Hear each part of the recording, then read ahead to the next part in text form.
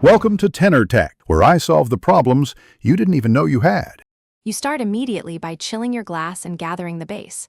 1 cup vanilla ice cream, 1/2 cup milk, grape syrup, and purple color. Pulse the ice cream with 1/4 cup milk to loosen it. This prevents overworking the blender and keeps the shake thick.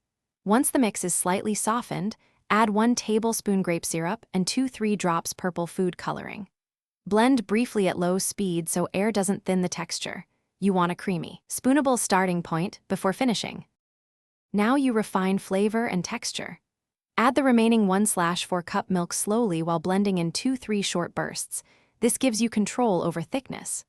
Stir in 1/4 tsp vanilla extract to round the flavor, then taste and add more grape syrup if you need sweetness. For color, add drops 1 at a time, blend and pause to assess. Too much liquid will thin the shake. Make sure to scrape the sides and give the mixture a final short pulse so color and syrup are fully integrated.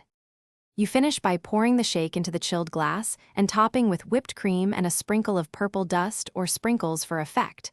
If the shake is too thin, add 1/4 cup more ice cream and reblend in short pulses to regain creaminess. If it's too thick, stir in 1 tablespoon milk at a time until pourable. A quick troubleshooting tip: if color separates, blend on low for 10 seconds and serve immediately. Rapid mixing reintegrates pigments without adding excess air. Thanks for watching. Subscribe to keep your life in tune.